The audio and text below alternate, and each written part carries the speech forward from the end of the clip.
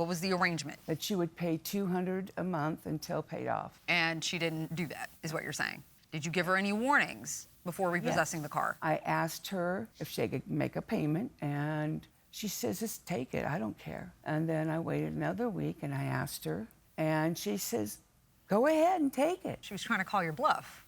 Next day, I went over there, and I asked her for the keys, and she says, what are we gonna do for transportation?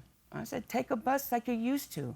And so she gave me the key, and I gave her time to take out the stuff out of her car. So when I went out there and seen it all over the driveway, and the battery was sitting on the ground, I went over there to pick it up, and I said, oh, no. Battery to the Durango? Yeah. I says, it stays in the car. She goes, no, that's ours.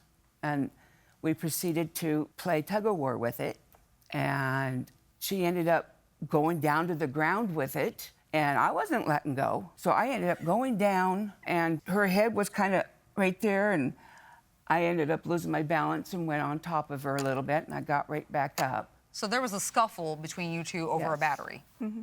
Is that how you remember it, Ms. Harrell? There was a scuffle. She showed up when I was clearing out the Durango, and I do admit I was throwing a fit. I was upset, so I was throwing my stuff out of the car. And then she wound up taking the battery with her until I cleaned up my mess, and then she did return it after I put her battery back in. I had called the cops because I let go of the battery because she had my hand and the battery. She was digging her nails in my arm. Then when police showed up, my mouth was still bleeding from her kneeling on my back and my face going into the battery. Ms. Green?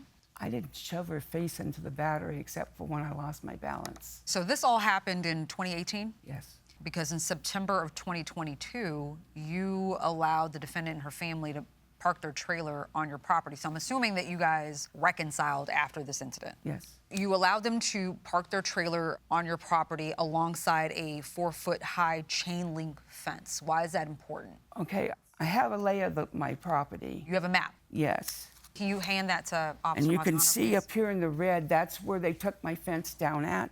Okay. And it was 34 feet.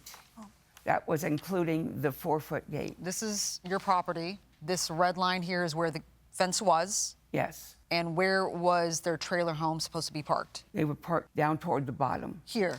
So why did they take the fence off if they're down here? They tried to park it there first. Okay. And down And it into didn't the fit? property.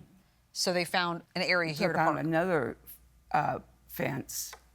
Wasn't the regular chain link fence, though. Okay, I'm a visual learner, and I know you have a video that might be even better for me to understand. All right, so let's watch that.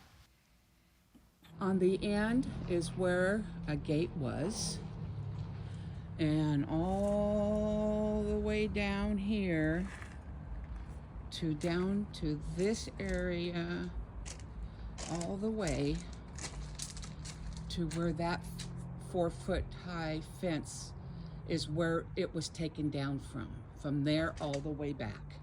The panels were missing. They tried to buy some to put at least this 6-foot fence and 10-foot fence back up, but it never went quite right. And then they put T-posts, which I told him it was okay at the time because in September they were really broke. But I had told him initially they had to put everything back the way it was.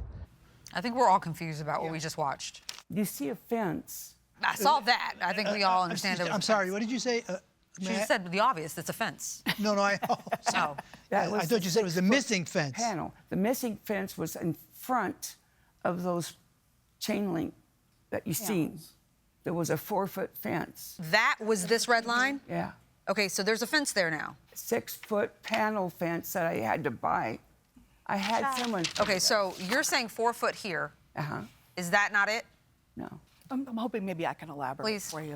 So originally there was a 4-foot fence, so there was the post stuck in the ground and the crossbar. Okay. We got additional panels to keep the dogs in, and those panels were actually attached to that fence. So right now the support is the T-post instead of the original 4-foot fence that it was hooked to. And we Okay. need those posts put back for support.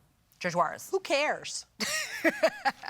We care because it's support. Just the T-post, it's too wobbly.